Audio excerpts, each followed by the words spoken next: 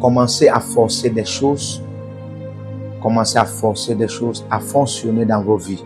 Cherchez ce qui ne va pas dans vos vies et forcez ces choses à aller ou à fonctionner dans vos vies. Premier type de connaissance pour forcer les choses à fonctionner, c'est chercher à connaître ce qui ne va pas. C'est le premier type de connaissance. Quand vous ne connaissez même pas quel est le problème, quelle est l'origine de votre problème, vous êtes déjà dans les troubles. Vous êtes déjà dans des malédictions.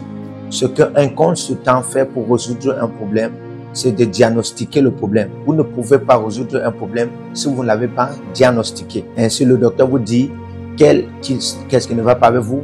Vous allez dire au docteur, voilà, j'ai des maux de ventre, j'ai des maux de tête, ça ne va pas, j'ai des fibromes, j'ai des kystes. Et ainsi, le docteur va vous poser la question de savoir, est-ce que cela vient de votre lignée familiale?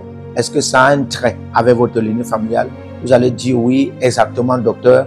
C'est comme ça, ma grand-mère en avait la même maladie, mon grand-père en avait la même maladie, mon père en avait la même maladie. C'est de la même manière, seulement que quand vous venez à l'église, nous, on s'en fiche du fait que c'est votre père, votre grand-mère, votre mère qui en avait cette maladie, votre père qui en avait cette maladie. Nous nous fions à la puissance que Dieu nous a donnée pour détruire ce problème, pour détruire ces malédictions jusqu'à la fin de ce problème. Je le dis encore, dans ta vie, s'il y a des modèles familiaux qui sont en train de perturber ta vie, perturber ta destinée, n'attends pas jusqu'à ce que ça terrorise ta vie. Je déclare et je proclame maintenant, s'il y a de telles sortes dans ta vie, cela est déjà détruit au nom de Jésus-Christ. Par exemple, je suis venu d'une famille où j'ai vu beaucoup de mes oncles, beaucoup de mes tantes mourir avant le temps. Et ça, c'est une vérité. Et j'ai atteint un certain âge où je me suis rendu compte que c'était mystérieux. Parce que l'âge à laquelle chacun de mourait, ce n'était pas normal. Il mourait dans la honte, il mourait dans le déshonneur, il mourait dans la malédiction et dans la peine. Et je me suis dit non, ce n'est pas parce que je viens de cette famille que je dois aussi expérimenter les mêmes choses. Et je me suis dit, j'ai été appelé de sortir de toutes les tribunes, de toutes les langues, de toutes les familles. Et j'ai l'habilité avec Dieu pour créer toute possibilité et de m'en sortir. Et parce que je me suis dit que je sais que je serai dans le ministère et que je serai à un certain moment de ma vie en train de troubler les démons. C'est mieux que maintenant, je cherche la connaissance pour commencer à forcer les choses à fonctionner. Pour que je ne devienne pas une honte contre moi-même. Et pour quelqu'un là qui est en train de m'entendre, Dieu est en train de te dire, arrête et sors de ce règne de prier pour moi, prier pour moi, prier pour moi. Vas-y et cherche un livre, soit qui parle de la prière, soit qui parle de la connaissance. Donne-toi à la prière, donne-toi à cette connaissance. Ne dis pas que moi je ne connais pas prier. Personne n'est né guerrier de prière. Personne n'est né guerrière de prière. Ce qui te poursuit détermine la sérieuxité dont tu mets. Vous vous dites, ma vie ne peut pas continuer à être ainsi. Je viens d'une famille pauvre. J'ai vu mon père vivre pauvre. J'ai vu ma mère vivre pauvre. J'ai vu mon grand-père, ma grand-mère vivre pauvre. Comment se fait-il qu'il y a des intellectuels dans notre famille et des diplômés dans notre famille, mais aucun d'eux ne peut en avoir un travail? Va chercher un livre en ce qui concerne la connaissance, soit qui parle de la prière. La Bible dit la connaissance de Dieu donne la vie. Ainsi, tu peux en avoir la connaissance. Et par cette connaissance, tu peux dire à Dieu, Dieu, toi, tu es le Dieu de la portion. Tu as dit dans ta parole que toutes les bénédictions augmentent pour tous. Toutes les bénédictions augmentent pour tous. Dieu, où est ma part de portion de bénédictions qui ont augmenté sur cette terre? Si tu ouvres ce livre et tu commences à lire et tu commences à prier en langue, Rados, Kaperadia, Savrandesh, et pendant que tu es en train de le faire, tu es en train d'entrer dans un autre terrain et même ta destinée est en train d'entrer dans un autre terrain. Je te dis, le jour que tu vas te mettre en colère pour que les choses commencent à fonctionner, même le diable va te laisser. Ainsi, mon conseil pour toi, mon exhortation pour toi, c'est qu'après cette conférence, tu n'abandonnes pas, tu t'adonnes à la connaissance. Tu t'adonnes à la connaissance qui est très primordiale. Achète des livres, achète des cassettes, des vidéos chercher des matériels de conférences que tu as beaucoup atteint. Surtout des conférences que tu as beaucoup atteint qui parlent des choses qui te concernent. Des choses qui te concernent et qui concernent ta famille. Qui concernent même ce que tu es en train d'expérimenter actuellement. Règle d'abord avec les pages de ta vie qui sont tellement concernées. Et après, tu pourras régler dans les pages de ta vie d'où tu as besoin de l'innovation. Si tu es malade et tu es au point de la mort, ne cherche pas à lire un livre qui parle de parenté, de comment parenter les enfants ou comment être un parent. C'est seulement quand tu as envie que tu peux être un parent. Laisse le matériel ou le livre qui parle des parents. Cherche un matériel qui va concerner ta guérison et qui va t'accorder aussi par le Saint-Esprit la vie. Aujourd'hui, tu pars à l'hôpital, on te dit que ton registre sanguin a changé. Ton registre sanguin a changé en AA. Ton registre sanguin a changé en AS. Ton registre sanguin a changé en AB. Tu te poses la question, mais Seigneur, qu'est-ce qui ne va pas avec ma vie? Pour les parties de mon corps, qu'est-ce qui ne va pas? Est-ce que je porte beaucoup de démons? Tu rentres dans le lieu secret et tu dis, mon Père, au nom de Jésus-Christ. Mon Père, ça c'est un problème démoniaque. Ça c'est une force satanique qui veut détruire ma vie, qui veut ruiner ma vie. Je prends autorité sur cette force, je prends domination sur cette force. Et vous déclarez, toi tu es la vigne, moi je suis la branche. Au nom de Jésus-Christ, je déclare toute possibilité. Est-ce que vous croyez en ceci? Voici la clé majeure pour expérimenter la restauration dans la dimension de commencer à forcer les choses à fonctionner dans vos vies. Il y a beaucoup de gens qui prient avec un instinct d'orgueil. Des gens, mon Dieu, est-ce que tu es encore là? Si tu étais même là, si tu étais même là, tu devais régler mes affaires. Il y a beaucoup de gens qui se disent que s'ils voient même Dieu maintenant ou s'ils voient Dieu actuellement, ils vont lui donner des coups de poing parce que les affaires ne fonctionnent pas dans leur vie. Et ça, c'est un instinct d'orgueil. Mais de mêmes personnes avec cette tendance de prière crient encore pour la miséricorde. Ils prient toujours pour la miséricorde. Quelqu'un dit la miséricorde. Quelqu'un dit encore la miséricorde. Le cœur contrit et brisé. Le moment où vous avez un cœur contrit et brisé et que Dieu vous trouve dans ce règne. Il a dit, je te trouverai sur le trône de la miséricorde, au-delà des chérubins. Là, je pourrai changer ta vie. Il y a un lieu où Dieu rencontre les hommes. Est-ce que quelqu'un est en train d'apprendre ce matin? C'est aussi longtemps que vous continuez à donner des excuses du genre, oh Dieu, regarde mon oncle. Là, vous êtes en train de prier. Cet homme a de l'argent. Il aide les gens. Regarde, il vient d'aider quelqu'un en ma présence. Vous êtes en train de prier et vous dites, Dieu, regarde cet homme. Le genre d'homme, il est méchant. Vous devez comprendre que votre oncle, ce n'est pas lui qui est en train de souffrir. C'est vous qui voulez payer la maison, c'est vous qui voulez régler des factures. Mais pendant ce temps, c'est vous qui souffrez. Mais pendant que vous vous donnez à Dieu et vous dites à Dieu, je confesse, je viens devant vous. Je confesse que je ne peux connaître plus pour résoudre mon problème. Mais je viens devant toi. Je prends responsabilité devant toi. Comme un père, je n'ai pas eu la capacité de régler les factures de l'école de mes enfants. Je dois arrêter de blâmer le temps passé de 10 ans que je n'ai pas eu de percée. 10 ans, c'est trop pour ne pas en avoir une percée.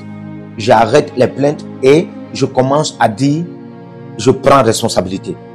Beaucoup de conférences ont été manifestes et vous avez assisté à ces conférences au point où ça pouvait résoudre beaucoup de choses depuis 10 ans dans votre vie. Un cœur contrit et brisé que Dieu désire. Vous devez croire en ceci. Ça, c'est la clé majeure, la clé la plus majeure pour expérimenter la restauration dans la dimension de commencer à forcer les choses à fonctionner. Il y a même une prière de ceux-là qui ont un cœur contrit et brisé qui est sous une forme de chanson. S'il y a une chose que je connais sur Dieu, c'est que c'est un Dieu qui ne blague pas avec sa jalousie. S'il trouve un cœur contrit et brisé, qui prie et est malade et est attaqué et est détruit, il pourra intervenir par sa jalousie parce qu'il ne pourrait pas supporter voir de telles personnes confiées à lui et un démon prendre gloire sur cette personne. Mais quand vous avez un plan B et vous continuez à explorer vos options jusqu'à ce que Dieu voie que vous avez compris que vous n'avez plus d'options et vous ne pouvez plus compter sur vos options, alors vous verrez le Seigneur intervenir. Un cœur contrit et brisé. J'aimerais qu'en une seule minute, tu te positionnes et tu commences à faire cette prière. Seigneur, je me positionne devant toi avec un cœur country est brisé. Pour être brisé, ce n'est pas pour être condamné, ce n'est pas pour être détruit, mais c'est pour être humble, soumis et loyal devant Dieu. Il y a une explication pourquoi les choses ne fonctionnent pas. Il y a une explication pourquoi les choses n'éclosent pas. Il y a une explication pourquoi les choses ne se manifestent pas. Prends une minute et prie. Prends une minute et prie. Ouvre-toi devant le Seigneur. Ouvre-toi devant le Seigneur. Certaines pertes parfois dans vos vies, c'est pour révéler votre futur qui dit que il ne pourrait pas contenir ce que vous avez perdu. Et parfois, c'est parce que vous n'avez pas eu la connaissance qui correspondait au prochain niveau où votre futur se trouvait. Raison pour laquelle c'est perte. Et la connaissance que vous en aviez, vous devez comprendre que la connaissance que vous en aviez dans ce premier niveau a été déjà épuisée. Et vous en avez besoin d'une nouvelle connaissance pour aller dans une nouvelle dimension, ce prochain niveau de votre destinée. Parfois, ou encore la plupart des fois, les pertes, c'est une lettre que votre futur écrit. Vous écrivez à votre futur aujourd'hui, disant que si vous êtes seulement là, dans la dimension de la prophétie, cette dimension de connaissance ne peut pas vous amener là où vous voulez arriver, là où vous voulez entrer. Alors combattez, battez-vous pour en avoir la grande dimension de la connaissance qui correspond au prochain niveau de votre destinée dans le futur. La Bible dit dans Proverbe 11, le verset 9, il dit, par la connaissance, le juste sera délivré. Le juste ne sera pas délivré par des souhaits, le juste ne sera pas délivré par des désirs, le juste ne sera pas délivré par des volontés, mais il sera délivré par la connaissance. Même si vous êtes juste, vous avez aussi besoin de la connaissance pour être délivré. 1 Corinthiens 8, le verset 2, c'est une écriture que j'aimerais que tout le monde lise. Et si quelqu'un pense connaître quelque chose, qu'il sache qu'il ne connaît pas, quelque chose comme il doit le connaître. Il y a des standards de connaissance qui sont connectés à votre avenir pour certains personnes. Vous ne pouvez pas en avoir 1 million de connaissances et vous voulez en avoir 1 milliard de résultats. Ça ne fonctionne pas ainsi. Il y a plusieurs parmi nous, tu n'es pas dans l'ignorance. Mais la vérité, c'est que ta banque de connaissances est très petite. Ta banque de connaissances est très petite. Pour comparer à ce que tu attends, comparer à ce qui est dans le futur, qui est en train de venir pour toi. Cherche la connaissance, cherche la vérité. Tu utilises premièrement la soif ou la faim pour en avoir la vérité. Deuxièmement, tu utilises l'humilité pour en avoir la connaissance, le rabaissement. Troisièmement, tu utilises la patience pour en avoir la connaissance. Tu ne peux pas en avoir la connaissance ou la vérité par tes propres habitudes et tes comportements. Un homme a dit, l'adaptation est une preuve de l'honneur. C'est l'habilité de se connecter et de se rabaisser pour la connaissance que vous en avez besoin. Ainsi, tu as besoin de la connaissance. Après cette conférence, ne rentre pas et tu te fermes et tu ne fais absolument rien. Pour certains de vous, après cette conférence, va et recherche des livres, va et recherche des outils, va et recherche des instruments, des catalogues qui peuvent vous donner la connaissance pour un grand changement. Tes finances ne fonctionnent pas. Maintenant que tu as écouté ce message et tu es ravi, cherche la connaissance en ce qui concerne tes finances. Va dans les réseaux sociaux, cherche des livres, cherche des cassettes, nourris-toi de la connaissance pour un grand changement.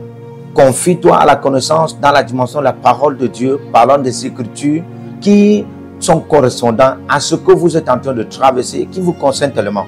Tu as des maladies, tu as des afflictions corporelles, ne te donne pas des excuses, cherche la connaissance par rapport aux problèmes qui te concernent tellement.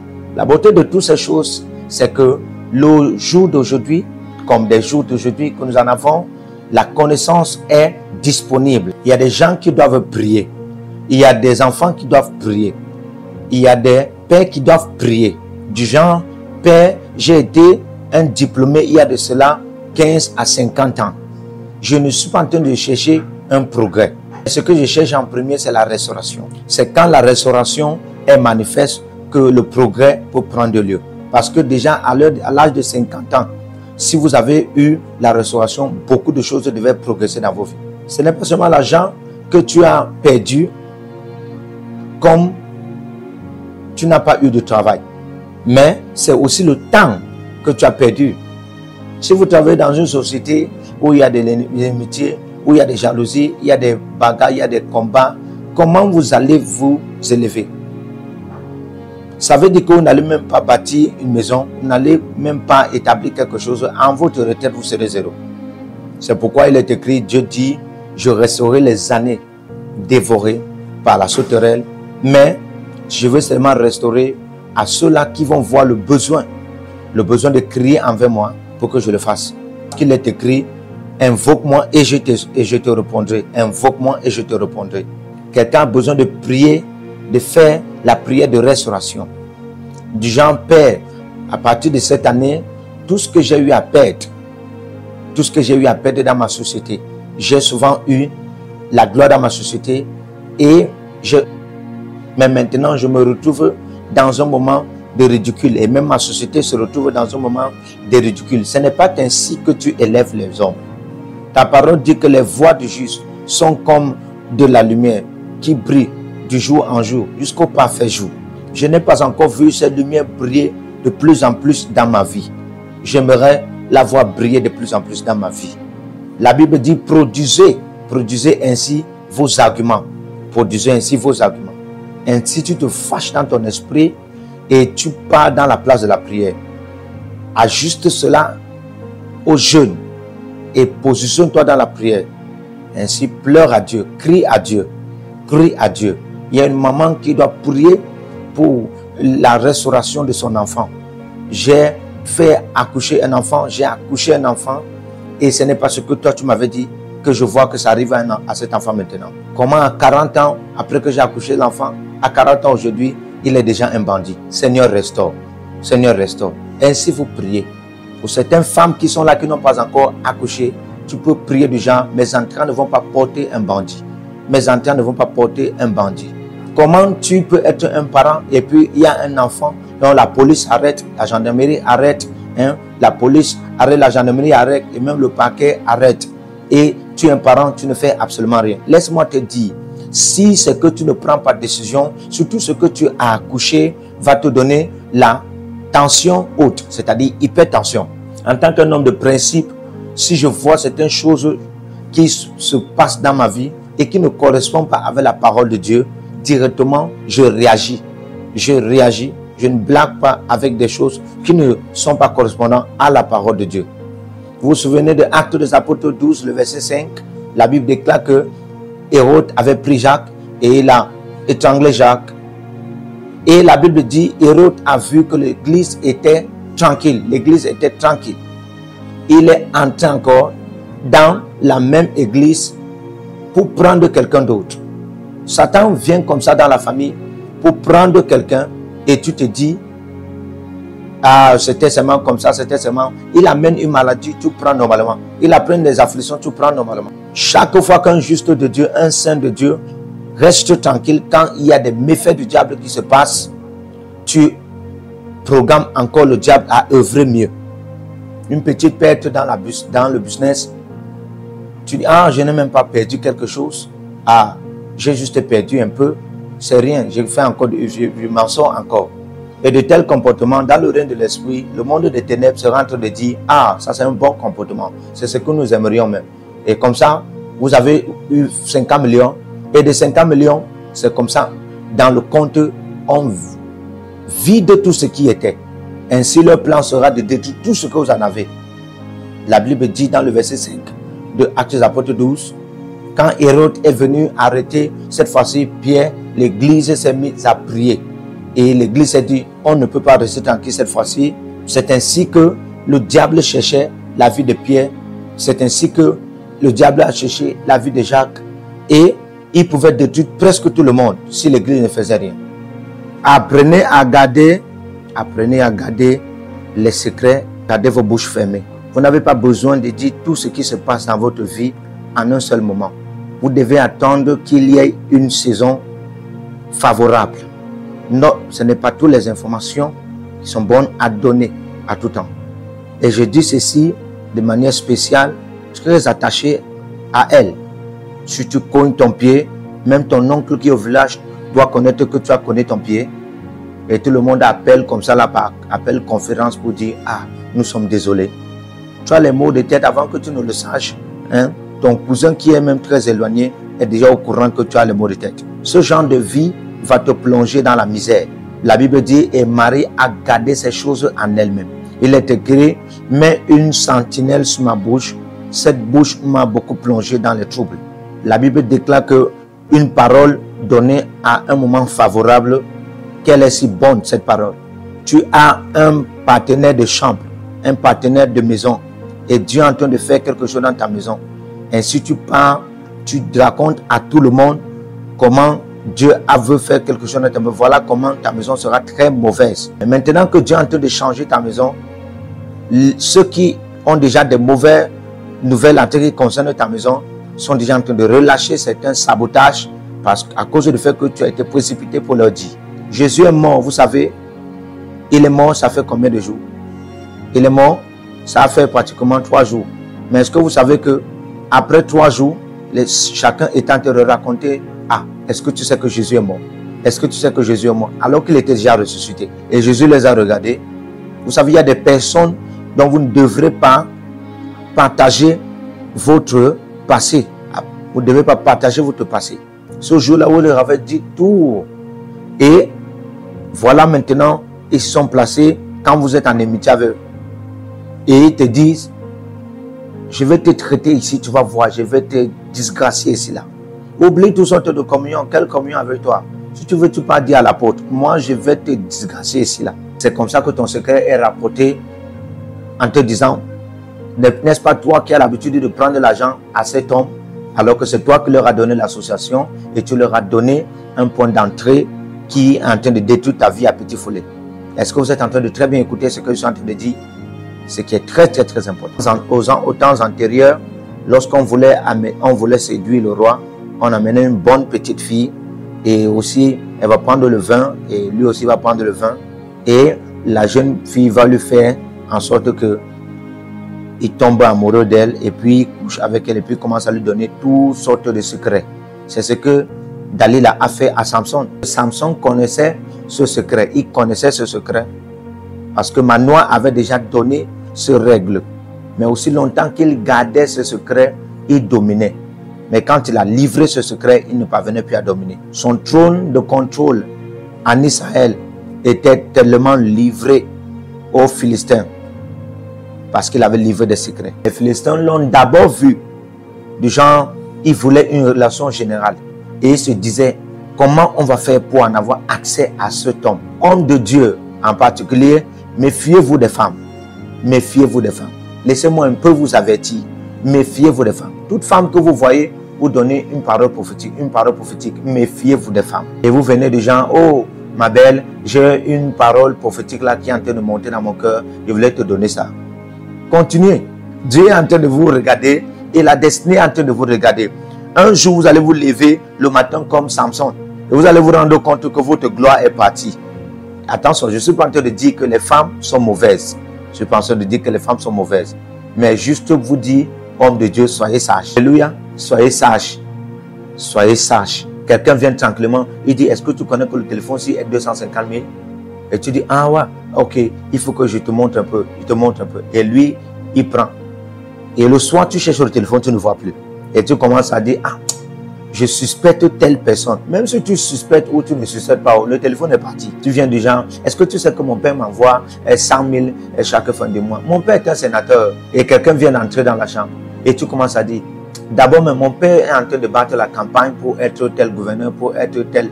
Alors que quelqu'un est déjà entré là-bas. Comme la Bible le dit, que les oiseaux du ciel ont déjà pris ces paroles. La Bible parle là des atmosphères prophétiques. Est-ce que tu sais que Godwin va m'épouser très bientôt? La manière dont l'antenne me regarde, la regarde, il m'a même envoyé un message. Et ta camarade dit, donc tu veux dire que c'est Godwin? Et puis tu te rends compte que 2 jours après les 2 jours, Godwin l'appelle. Et puis il te dit, je suis désolé, ce mariage ne peut plus fonctionner. Et parce que quelqu'un lui a dit des mauvaises choses en ce qui vous concerne. Quelqu'un est venu lui dire du genre, ah, tu vois même ce jeune de fille, toi tu as payé le prix pour être un grand homme, un bel homme et puis un responsable comme ça. Et tu vas aller vers ce genre de fille.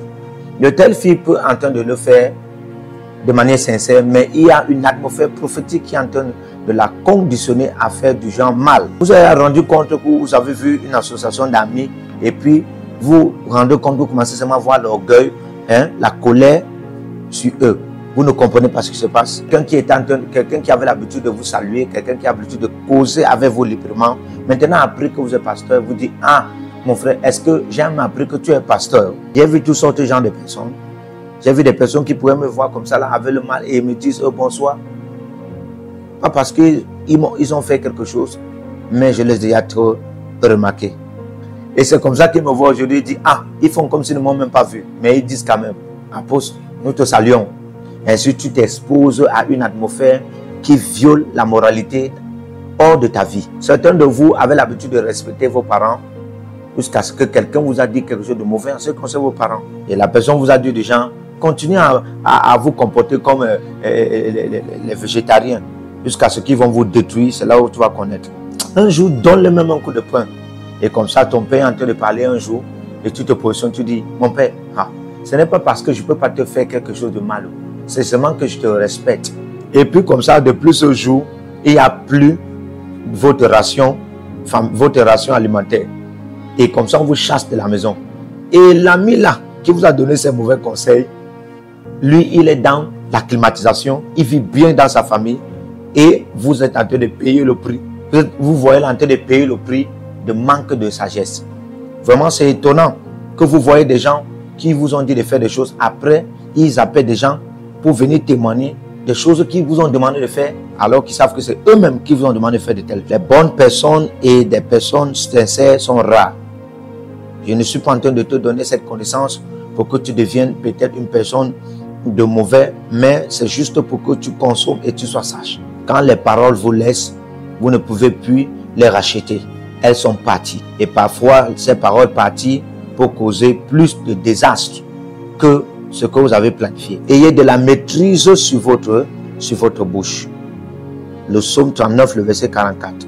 La plupart de nous, le diable dans notre vie, c'est notre bouche. Les paroles dans nos bouches. Que le Seigneur vous bénisse. Partout où vous êtes connectés au prophète Jérémie Naou, à la source de feu de Jéhovah Tabira. Donc si vous vous connectez par vos semences, vous allez puiser du feu, le feu dévorant. Donc connectez-vous maintenant partout où vous êtes. Au Togo, voici, nous avons le flux de Togo. Connectez-vous maintenant. Du Togo, connectez-vous et puisez le feu dans vos batailles. Vous êtes en Côte d'Ivoire, connectez-vous maintenant par MTN et libérez votre semence par Wave sur Flows ou comme sur MTN et puisez le feu dévorant du Saint-Esprit dans vos batailles. Au Gabon, maintenant prenez les contacts et libérez votre semence. Libérez votre semence maintenant. Connectez-vous et que toutes ces prières, toutes ces déclarations, tous ces enseignements deviennent maintenant votre héritage et siègent dans votre sang. Siège dans votre sang et devient l'héritage de vos enfants. Partout où vous êtes. Vous pouvez aussi libérer votre semence par Réa ou par MoneyGram. Et vous mettez le nom du prophète Jérémie Naoum qui est là, sur l'affiche, et vous mettez le pays, le Togo, et vous mettez mon contact, et vous verrez la gloire de Dieu.